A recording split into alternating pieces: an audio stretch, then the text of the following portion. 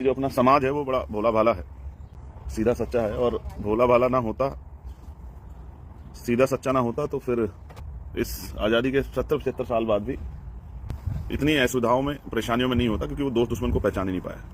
ये जो प्रैक्टिकल है, जिस तरह का व्यवहार, जिस तरह का जीवन जी रहे हैं हमारे लोग, क्या वो वही संविधान में लिखा हुआ है? क्या न्याय इतना आसान है? बहुत सारी ऐसी बातें हैं जो धीरे धीरे चीजें समझ आती है और उन पर काम करना बहुत जरूरी होता है। आज मैं बात करूंगा हमारे मीडिया के बारे में, और हमारे महापुरुष इस पर क्या कहते थे, इस बारे में भी बहुत जानकारी आपको दूंगा। पहले मैं मीडिया की बात बताता हूं। मैंने यहीं रहते कई सर्वे देखे हैं, कई अखबारों के सर्वे, कई एजेंसियों के सर्वे, और उन सर्वे में एक बात कॉमन है कि सारे सर्वे ने आजाद समाज पार्टी काशीराम को सर्वे से बाहर रखा है। ठीक वैसे ही जैसे संविधान से पहले कमजोर वर्गों को पढ़ने का, शिक्षा प्राप्त करने का, घर बनाने का, रोजगार करने का अधिकार, सम्मान के जीवन का अधिकार भारत में नहीं था, वोटिंग राइट भारत में नहीं था, उसी तरह से और उन्होंने अपने फैसले 2027 को लेकर सुना दिए। किस तरह का चरित्र है मीडिया का, यह भी आप समझ सकते हैं। आपने देखा भी है, कोई घटना आपके खिलाफ होती है, अपराधियों का प्रचार प्रसार किया जाता है, आपके द्वारा किए गए आंदोलन को हिंसक उग्र आंदोलन बताया जाता है, और आपके विरोधियों का महिमा मंडल किया जाता है। ये मीडिया का चरित्र है।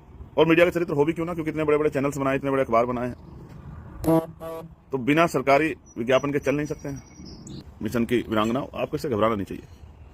इसलिए नहीं घबराना चाहिए कि ये मीडिया कभी हमारे साथ था ही नहीं। ये पैसे वालों का मीडिया है, पैसे वालों के प्रचार के लिए, सरकार के का जो गलत पॉलिसी है उसको अच्छी साबित करने के लिए, सरकार की नाकामयाबी को कामयाबी दिखाने के लिए मीडिया के चरित्र को आप जानते हो।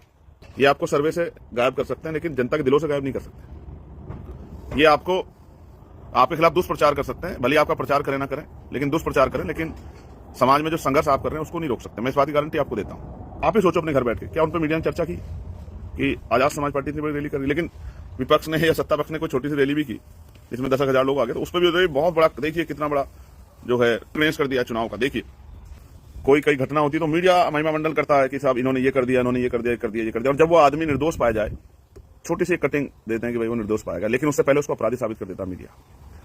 हमारी बहुत बड़ी घटना को, बहुत बड़ी कामयाबी को, बहुत बड़े संघर्ष को, बहुत बड़े परिवर्तन को दिखाएगा इतना ना के बराबर, और हमारी जरा सी गलती को दिखाएगा इतना बड़ा, जैसे हमने जो है किसी के हिस्से का सारा अधिकार छीन लिया।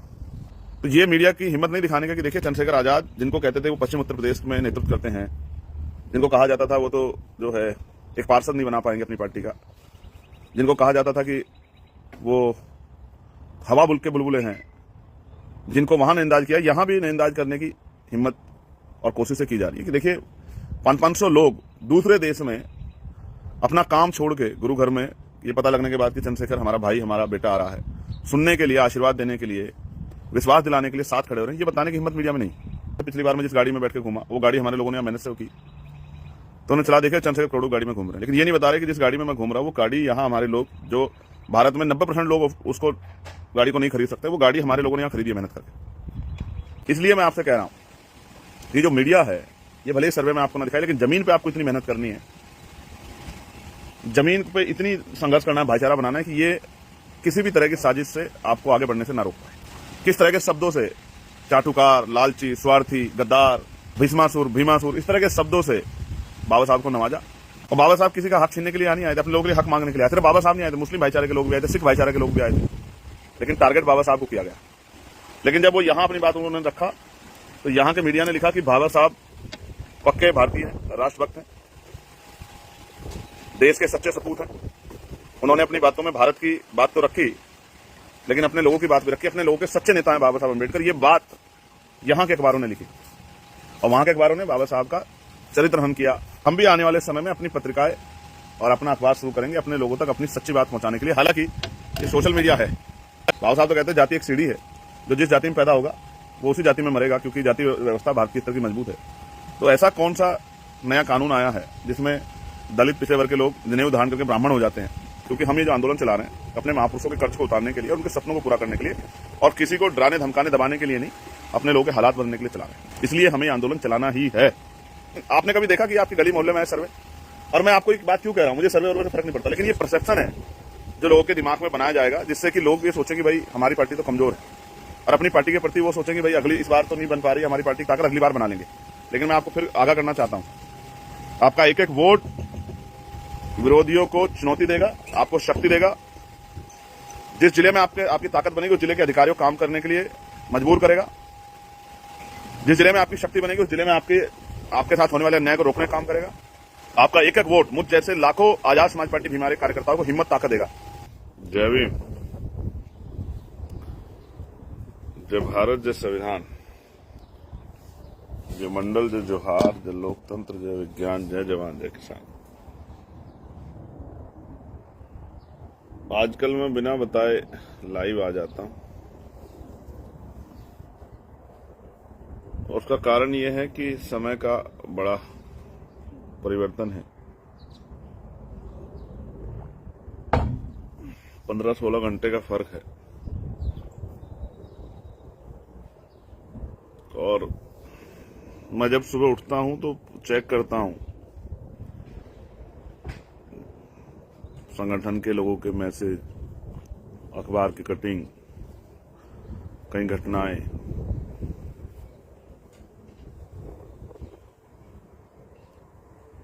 फिर सोचता हूं कि अपने साथियों से इस पे बात जरूर रख दूं, क्योंकि जो अपना समाज है वो बड़ा भोला भाला है, सीधा सच्चा है। और भोला भाला ना होता, सीधा सच्चा ना होता तो फिर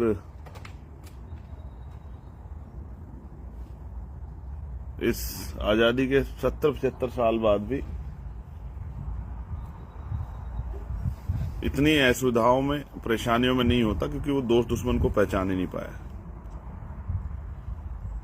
मैं बहुजन समाज में जन्मे सभी संतों, गुरुओं, महापुरुषों को नमन करता हूं, इसलिए कि उनका ऋण है हम लोगों के ऊपर, कर्ज है, उस कर्ज को उतारना जरूरी है। मैं मीडिया के बारे में मैंने एक पोस्ट की थी, उस पर मैं चर्चा करूंगा। उससे पहले कई घटनाएं हैं। प्रतापगढ़ की एक घटना, एक बेटी के रेप के सामने आई है। हरदोई की एक घटना जो मेरी जानकारी में आई है।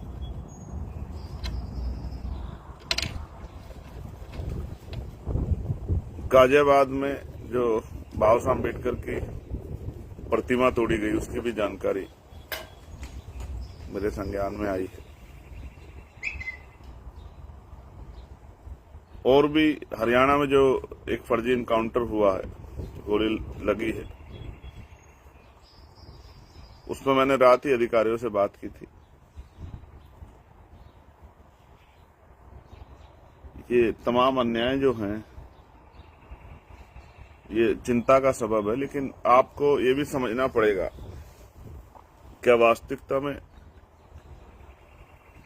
जो संविधान में लिखा है,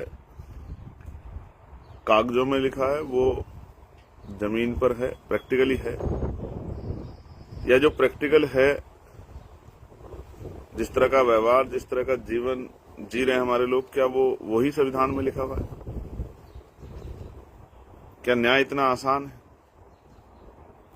बहुत सारी ऐसी बातें हैं जो धीरे धीरे चीजें समझ आती है और उन पर काम करना बहुत जरूरी होता है। आज मैं बात करूंगा हमारे मीडिया के बारे में, और हमारे महापुरुष इस पे क्या कहते थे, इस बारे में भी बहुत जानकारी आपको दूंगा। पहले मैं मीडिया की बात बताता हूं। मैंने यहीं रहते कई सर्वे देखे हैं, कई अखबारों के सर्वे, कई एजेंसियों के सर्वे,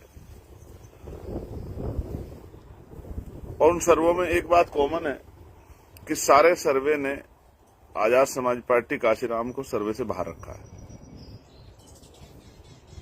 ठीक वैसे ही जैसे संविधान से पहले कमजोर वर्गों को पढ़ने का, शिक्षा प्राप्त करने का, घर बनाने का, रोजगार करने का अधिकार, सम्मान के जीवन का अधिकार भारत में नहीं था, वोटिंग राइट भारत में नहीं था, उसी तरह से, और उन्होंने अपने फैसले 2027 को लेकर सुना दिए।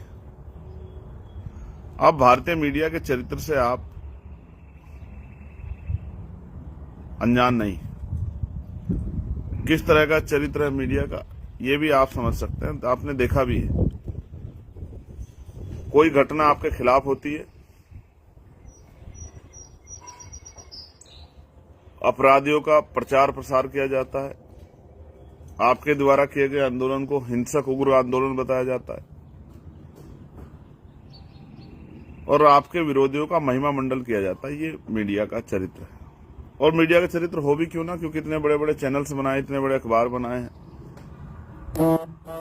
तो बिना सरकारी विज्ञापन के चल नहीं सकते हैं, बिना विज्ञापन के चल नहीं सकते हैं, बिना डोनेशन के चल नहीं सकते हैं। आप पे डोनेशन देने को है नहीं, बड़ी बड़ी पार्टियों पे, चाहे सत्ता की या विपक्ष की, तो आप दे नहीं सकते डोनेशन।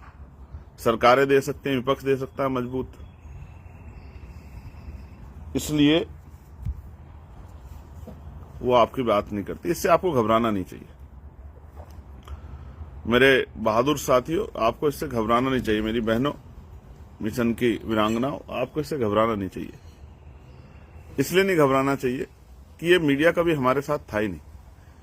ये पैसे वालों का मीडिया है, पैसे वालों के प्रचार के लिए है। सरकार के का जो गलत पॉलिसी उसको अच्छी साबित करने के लिए है। सरकार की नाकामयाबी को कामयाबी दिखाने के लिए मीडिया के चरित्र को आप जानते हो। मैं इस पर 2-3 बातें रखूंगा। तो सर्वे से आप गायब हो, कोई फर्क नहीं पड़ता है, लेकिन जमीन पे आप जिस तरह आपकी मेहनत है उसको ये नहीं जुटला सकते।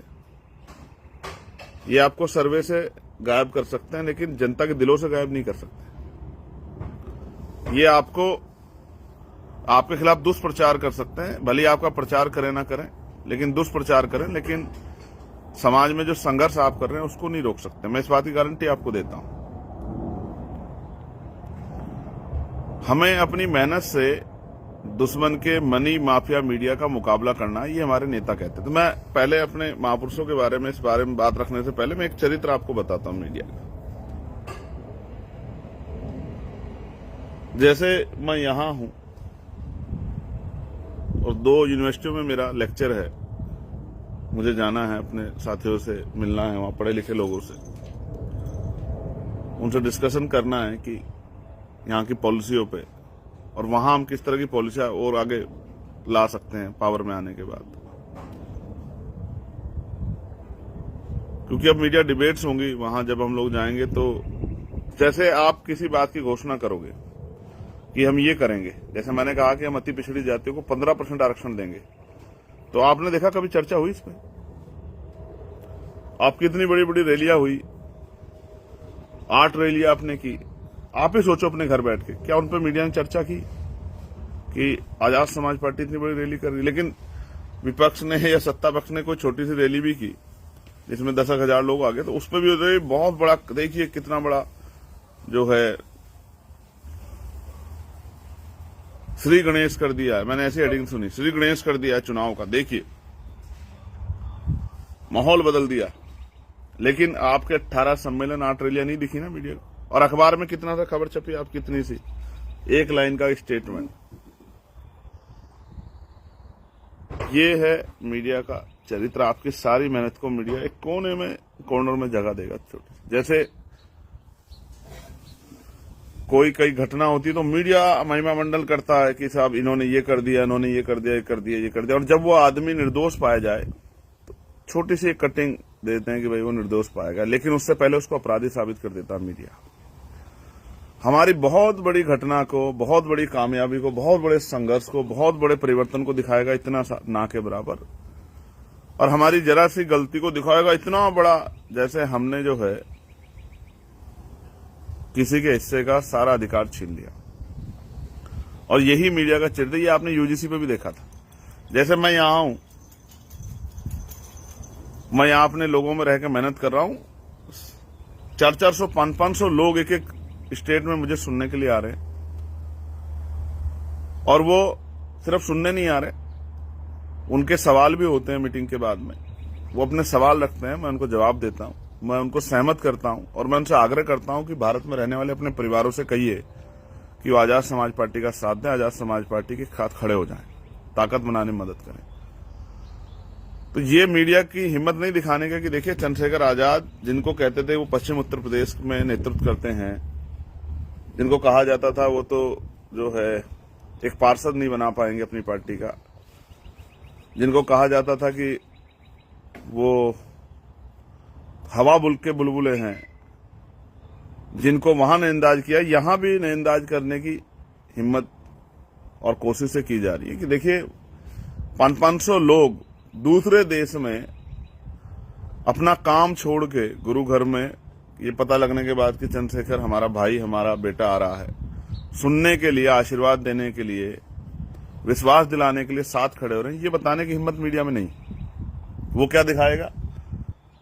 जो लोग मुझे एयरपोर्ट पे लेने आएंगे, अपने घरों पे मेरा स्वागत करेंगे, और वो बड़ी बड़ी गाड़ियां जो उन्होंने मेहनत से कमाई है, खून पसीना लगा के,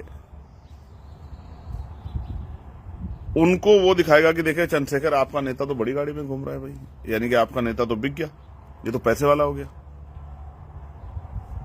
जैसे मैं प्लेन में भारत में चलता हूं तो क्या प्लेन मेरा हो गया है? जिनका प्लेन है जिस कंपनी का, ठीक है, मैं जिनके पास जो बेचारे मुझे लेने, मैं इनको बधाई देता नहीं कि हिम्मत की। मैंने बार बार कहा क्योंकि रेस की लाइन एक है, यहां उस तरह का भेदभाव नहीं, भेदभाव है लेकिन उस तरह का नहीं है कि आदमी अपनी काबिलियत को साबित ना कर पाए। वहां तो अगर कोई आपका काबिल आदमी है तो मीडिया और तमाम इंस्टीट्यूशन उसके खिलाफ लग जाते हैं कि इसको किस तरह गिराया जाए। लेकिन यहां अब ये देखने का तरीका है, नजरिया है कि मीडिया क्या दिखाएगा। जैसे पिछली बार मैं जिस गाड़ी में बैठ के घूमा, वो गाड़ी हमारे लोगों ने यहां मेहनत से की, तो उन्हें चला देखे चंद्रशेखर करोड़ों गाड़ी में घूम रहे हैं, लेकिन ये नहीं बता रहे कि जिस गाड़ी में मैं घूम रहा हूं वो गाड़ी यहां हमारे लोग, जो भारत में 90% लोग उसको गाड़ी को नहीं खरीद सकते, वो गाड़ी हमारे लोगों ने यहां खरीदी है मेहनत करके। जैसा घर भारत में 90% लोगों को नहीं, वैसे घर बनाए हमारे लोगों ने यहां मेहनत करके। कोई कंस्ट्रक्शन का काम करता है, कोई होटल्स का काम करता है, कोई गाड़ी चलाता है, कोई पेट्रोल पंप पे काम करता है, किसी ने अपना पेट्रोल पंप खोला है, तमाम इस तरह के काम जो मैं देख के और किसी ने अपना सबवे खोला है, किसी ने अपना गैस स्टेशन खोला, इस तरह से सब लोगों ने अपने आप को यहाँ। और यहाँ सबसे बड़ी बात है, भारत के लोगों को सीखना पड़ेगा कि भारत में हम पे जमीन नहीं है, भारत में हम पे बड़े पैमाने पे बिजनेस नहीं है, व्यापार नहीं है, भारत में हम पे बड़े पैमाने पे हमें लोन नहीं मिलेगा, हम पे उस तरह की आर्थिक स्थिति नहीं है। भारत में हम पे अगर एक ही चीज कोई है वो है शिक्षा। इसलिए मैं अपने महापुरुषों को देखता हूं, उन सब ने जोर दिया शिक्षा के ऊपर। रोहित, उन्होंने शिक्षा के ऊपर पुरजोर दिया कि वो शिक्षा की अहमियत जानते थे, शिक्षा को समझते थे, और वो ये मानते थे कि शिक्षा के जरिए ही हम लोग आगे बढ़ सकते हैं। इसलिए मैं आपसे कह रहा हूं कि जो मीडिया है, ये भले ही सर्वे में आपको ना दिखाए, लेकिन जमीन पे आपको इतनी मेहनत करनी है, जमीन पे इतनी संघर्ष करना है, भाईचारा बनाना है कि ये किसी भी तरह की साजिश से आपको आगे बढ़ने से ना रोक पाए। मैं अपने महापुरुषों के बारे में बताता हूं कि वो इस पर क्या सोचते थे। बाबा साहब अम्बेडकर मीडिया के चरित्र को जानते थे, इसलिए बाबा साहब अम्बेडकर ने अपना मीडिया शुरू किया। कितनी पत्रिकाएं, कितने अखबार उन्होंने निकाले। बहिष्कृत भारत, मूक नायक, प्रबुद्ध भारत उनका अंतिम अखबार था। बहुत सारी पत्रिकाएं उन्होंने शुरू की, क्योंकि उनको पता था कि वो क्या बोलेंगे और दुश्मन क्या दिखाएगा। जैसे मैं आपको 1930 के बारे में बताना चाहता हूं। 1930 में जब बाबा साहब अम्बेडकर गोलमेज कॉन्फ्रेंस में गए थे, तो भारत के मीडिया ने उनको बहुत बुरा भला लिखा था। मैं उन शब्दों का प्रयोग भी नहीं कर सकता, लेकिन आप देखना गूगल पे सर्च करके किस तरह के शब्दों से चाटुकार, लालची, स्वार्थी, गद्दार, भीष्मासुर, भीमासुर, इस तरह के शब्दों से बाबा साहब को नवाजा। और बाबा साहब किसी का हक छीनने के लिए नहीं आए थे, अपने लोगों के लिए हक मांगने के लिए आए। सिर्फ बाबा साहब नहीं आए थे, मुस्लिम भाईचारे के लोग भी आए थे, सिख भाईचारे के लोग भी आए थे, लेकिन टारगेट बाबा साहब को किया गया। लेकिन जब वो यहां अपनी बात उन्होंने रखा, तो यहां के मीडिया ने लिखा कि बाबा साहब पक्के भारतीय हैं, राष्ट्रभक्त हैं, देश के सच्चे सपूत हैं। उन्होंने अपनी बातों में भारत की बात तो रखी, लेकिन अपने लोगों की बात भी रखी। अपने लोगों के सच्चे नेता हैं बाबा साहब अम्बेडकर। ये बात यहां के अखबारों ने लिखी और वहां के अखबारों ने बाबा साहब का चरित्र हनन किया, उनको गद्दार, लालची, अंग्रेजों के एजेंट, इस तरह की बातों को आपके बीच रखा, अखबारों में छापा।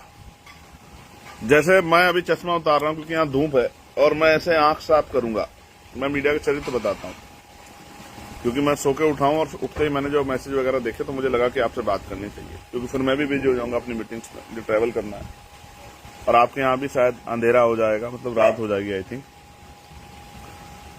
तो जैसे मैंने ये साफ किया तो मीडिया दिखाया कि देखे चंद्रशेखर तो वहां रो रहे हैं, चंद्रशेखर तो वहां भावुक हो गए हैं। ये मीडिया का चरित्र है। मीडिया क्या दिखा दे आपको नहीं पता, मीडिया किस तरह दिखा दे आपको नहीं पता। ए सिम्बा तो प्यार, गुड बाय। नो, तो किस तरह मीडिया वहां दिखाएगी आपको नहीं पता है। इसलिए मैं आपको कह रहा हूं, काशीराम साहब ने क्या किया, उन्होंने अपनी पत्रिकाएं निकाली, अखबार निकाले। क्यों निकाले? क्योंकि बाबा साहब से उन्होंने समझ लिया कि भाई ये अखबार, ये मीडिया हमारी बात को उस तरह से नहीं रखेगा।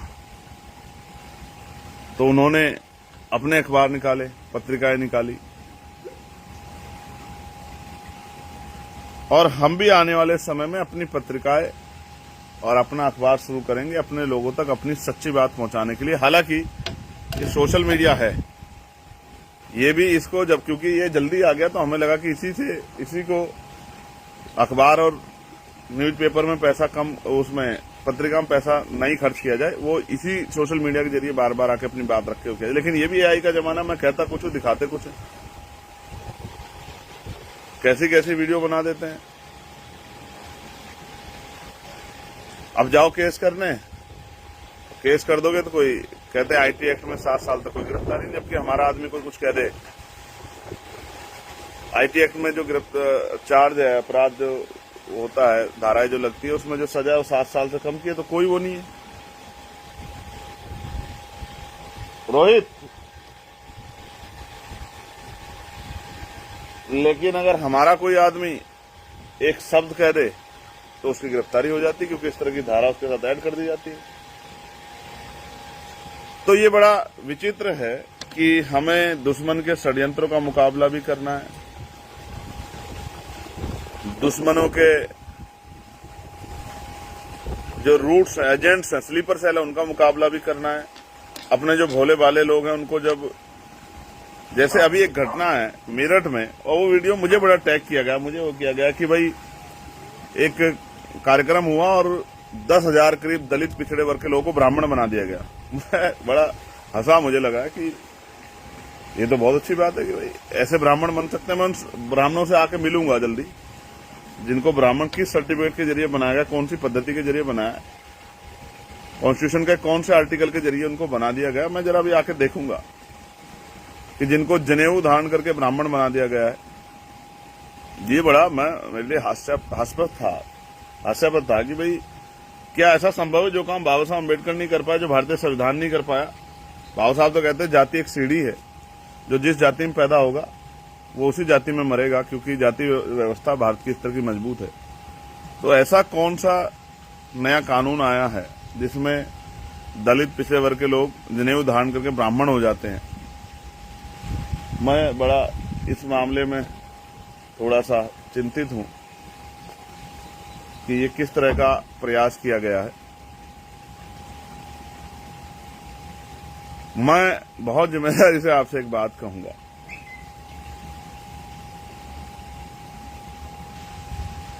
लंबी लड़ाई, आपको इन सबको अपनी मेहनत से जवाब देना है। सिर्फ सोशल मीडिया पे बोलकर इनके खिलाफ लिख के नहीं, जमीन पे भाईचारा बना के काम करके।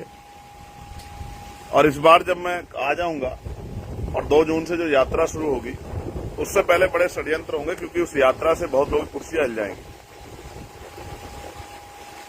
बहुत लोगों की नींदें उड़ जाएंगी, बहुत सारे लोगों के षड्यंत्र बेनकाब हो जाएंगे। बहुत सारे ऐसे लोग हैं जो अब तक इंतजार कर रहे थे कि भाई हमारे यहाँ आए। जब मैं वहां जाऊंगा तो उनके मनों में उत्साह पैदा हो जाएगा। इसलिए अभी तो बहुत कुछ देखना है, बहुत सारी वीडियो ऑडियो अभी देखनी है आपको, क्योंकि दुश्मन तो अपनी तरफ से एड़ी चोटी का जोड़ लगाएगा।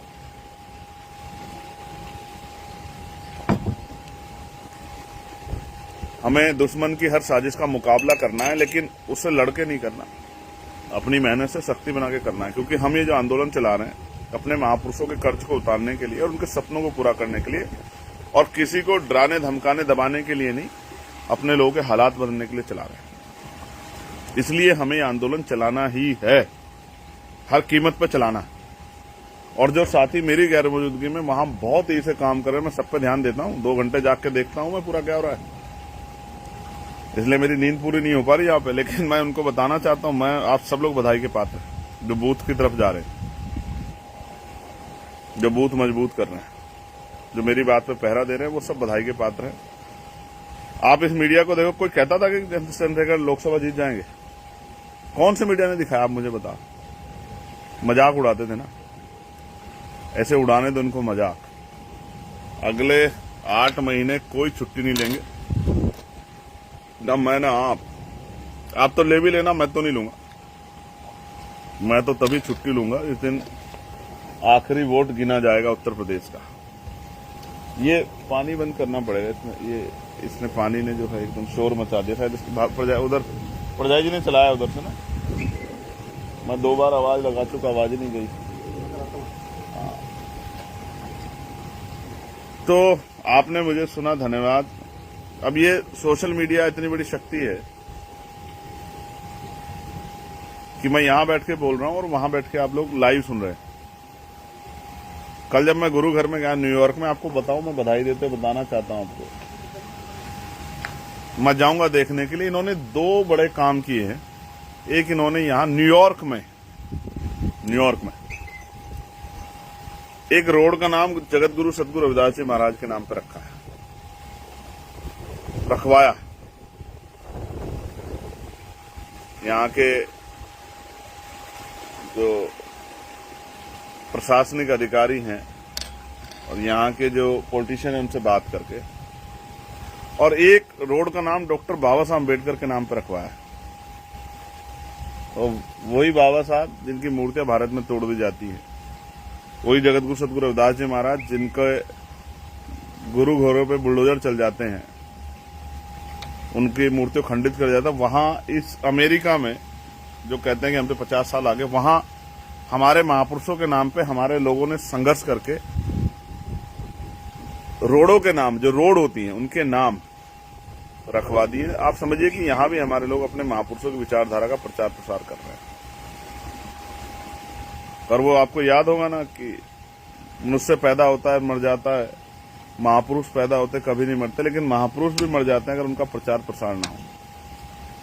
इसलिए मैं लाइव आया कि आपको ये बता सकूं कि इन सर्वे वर्वों से नहीं डरना है। इन सर्वे का जवाब जो है वो हम लोग अपनी मेहनत ताकत से देंगे और मजबूती से देंगे।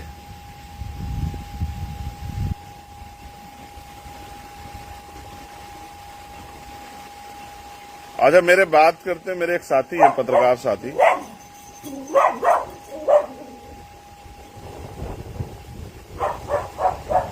तो उनका अभी उन्होंने एक मुझे पोस्ट एक मैसेज भेजा, वो भी सुनेंगे इस बात को, और उसका अपने चैनल पे लगा भी दे। मेरे मित्र हैं सहारनपुर के, तो उन्होंने मुझे लिखा कि भाई मैंने देखा इन्होंने ये सर्वे कैसे कर रहे थे। क्या ये सर्वे वाले आपकी गली में आए, आपके गांव में, आपके मोहल्ले में, आपके कस्बे में आए क्या? कभी देखा आपने सर्वे वाले? तेज हवा है बड़ी, बाल बड़े बड़े हो गए, कटवाए नहीं। आज कोशिश करेंगे बाल कटवाने की, लेकिन आपने कभी देखा कि आपकी गली मोहल्ले में आए सर्वे? और मैं आपको एक बात क्यों कह रहा हूं, मुझे सर्वे वर्वे से फर्क नहीं पड़ता, लेकिन ये परसेप्शन है जो लोगों के दिमाग में बनाया जाएगा, जिससे कि लोग ये सोचें कि भाई हमारी पार्टी तो कमजोर है, और अपनी पार्टी के प्रति वो सोचें कि भाई अगली इस बार तो नहीं बन पा रही हमारी पार्टी की ताकत, अगली बार बना लेंगे। लेकिन मैं आपको फिर आगाह करना चाहता हूं, आपका एक एक वोट विरोधियों को चुनौती देगा, आपको शक्ति देगा। जिस जिले में आपकी ताकत बनेगी उस जिले के अधिकारियों को काम करने के लिए मजबूर करेगा। जिस जिले में आपकी शक्ति बनेगी उस जिले में आपके साथ होने वाले अन्याय को रोकने का काम करेगा। आपका एक एक वोट मुझ जैसे लाखों आजाद समाज पार्टी भीमारे कार्यकर्ताओं को हिम्मत ताकत देगा। आपका एक एक नोट वोट हमें लड़ने की ताकत देगा, हमें संघर्ष करने की ऊर्जा देगा, हमें आगे बढ़ने की हिम्मत देगा। ये वोट नहीं है, ये हमारी मेहनत है जो हमने तैयार की है दिन रात जाग के संघर्ष करके। इसलिए मैं आपसे कहना चाहता हूं, मेरे प्यारे भाइयों, इन सर्वे वर्गों की चिंता मत करो, खूब मेहनत बनाओ, खूब ताकत बनाओ, संघर्ष करो, अपनी बूथ कमेटी, सेक्टर कमेटी बनाओ, भाईचारा कमेटी बनाओ। मैं बहुत बड़े परिवर्तन जो है आते ही करूंगा, इस बात का मैं आपको विश्वास दिलाता हूं। मैंने तय कर लिया है बहुत बड़े परिवर्तन, और इस तरह लड़ेंगे जिस तरह योद्धा लड़ते हैं, आपके साथ मिलकर इस लड़ाई को, इस बात को मेरी आप याद रखना। आपने मुझे सुना, मैं आग्रह करूंगा कि इस बात को आप लोग औरों तक भी पहुंचाएं।